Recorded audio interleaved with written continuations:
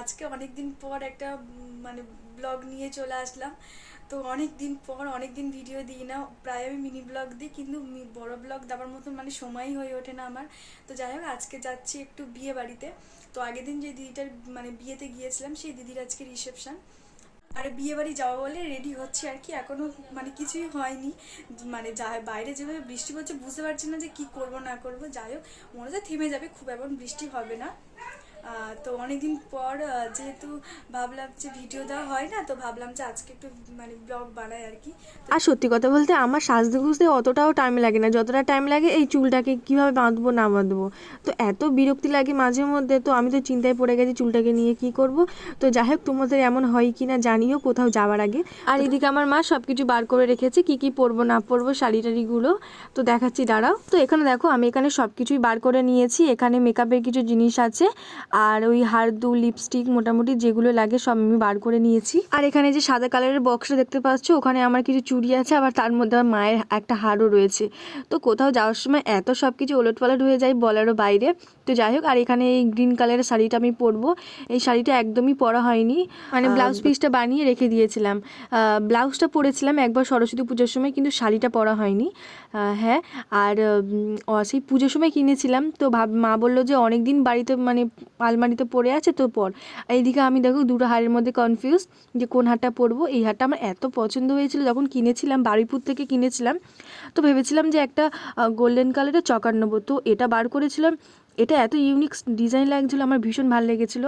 আর এখন যেই পুঁতির হারটা তোমাদেরকে দেখাচ্ছি, ওই হারটা কিনেছিলাম অনলাইন থেকে। আমার দিদি একটা 2 পিস হার নিয়েছিল, মানে একটা ওই সীতাহারের মতো, আর এই একটা চকার ছিল। তো এটা আমার দিদি আমাকে দিয়ে দিয়েছিল। আর এই হারটা ভীষণ সুন্দর, এই মানে প্যাঁচা প্যাঁচা স্টাইলটা। আর এই দুলটাও তো ভীষণ ভাল লাগে আমার। দেখি দুটো হাড়ি তো ভীষণ সুন্দর, তো আগে শাড়িটা পরে দেখি, কোন শাড়িটা পরার পর দুটো হাড়ি পরে দেখবো, যেটা ভাল লাগবে সেটা পরবো। তাহলে চলো তোমরা ভিডিওটা স্কিপ না করে দেখতে থাকো। দেখো গাইস, এই যে বিয়ে বাড়িতে চলে এসেছি, আর আমাদের গাড়িটা সব থেকে ফার্স্ট এসেছিল, তো তার জন্য এত খালি খালি রাখছে। তো ভাবলাম যে বাইরে দাঁড়িয়ে তো কোনো লাভ নেই, ওপর থেকে দেখা আসে দিদিকে কেমন লাগছে। তো সেই জন্য আমি, পাপড়ি, আবার শ্রীতমা হচ্ছে যাচ্ছি এখন দিদিকে দেখতে। আর আমার ক্যামেরাটা করে দিয়েছিল পাপড়ি দিদি, মানে শ্রীতমা। তখন শ্রীতমা যেভাবে মানে সিঁড়ি দিয়ে উঠছিল, তোমাদেরকে দেখালে তোমরা বুঝতে পারতে। আমার কাছে যেহেতু একটাও ফোন ছিল না, তো ও যেভাবে এক হাতে মানে আমার ক্যামেরা করছিল, আবার আর এক হাতে ওর গ্রাউন্ডটা ধরে উঠছিল। তো আমি আমার মা মিলে এত হাসাহাসি করছিলাম। তো যাই হোক, এইভাবে উঠতে উঠতে আমরা দোতলায় পৌঁছে গেলাম। দেখলাম যে এখানে ব্রাইডের সামনে প্রচুর ভিড়, সবাই ছবি টবি তুলছিল মনে হয়। আর ওদিকে যে যিনি ওই পিঙ্ক কালার শাড়ি পরে দাঁড়িয়ে আছে, উনি হচ্ছে কি ব্রাইডের দিদি হয়। আর পাপড়ি তো ছুটতে চলে গেছে ছবি তুলবে বলে। আর ব্রাইডকে তো ভীষণ মিষ্টি লাগছে বিয়ের দিনের তুলনায়, আজকে তো বেশ ভাল লাগছে লুকটা। আর পিছনের ব্যাকগ্রাউন্ডটাও বেশ সুন্দর লাগছিল, ভীষণ সুন্দর সাজিয়েছিল। এদিকে পাপড়ি দাঁড়িয়ে দাঁড়িয়ে আইসক্রিম খাচ্ছে। তারপর কমপ্লেক্সের মধ্যে একটা ঘর ছিল, সেই ঘরে তো আমরা বোনেরা মিলে চলে গিয়েছিলাম একটু শাড়িটাই কেমন ঠিকঠাক আছে কি না। তারপরে একটা ফোন আসে, ওই যে আমার দিদির ফোনে, যে দিদিটা পিঙ্ক কালারের শাড়ি পরেছিল, ওই দিদিটা যে সব কন্যা যাত্রীরা চলে এসছে, তো তত্ত্ব নিয়ে তো ভেতরে ঢুকতে হবে। তো সেই জন্য তো নিচে নেবে, তারপর তত্ত্ব নিয়ে এখন ভেতরে ঢুকছিলাম। প্রত্যেকের হাতে প্রত্যেক রকমের তত্ত্ব ছিল। আমার ওই দিদির হাতে একটা দোলনা মতন ছিল কিছু, আর আমার হাতে ওই জামা প্যান্টের পিস ছিল। আর এখানে দেখো যারা যারা তত্ত্ব নিয়ে এসেছিলো তাদেরকে একটা গ্রুপ ছবি তোলা হচ্ছে। কনেকে এত সুন্দর লাগছে, আমার তো ভীষণ ভালো লেগেছে মেকআপ লুকটা ওর। আর এখানে আমি একটু ছবি তুলছিলাম দিদির সাথে।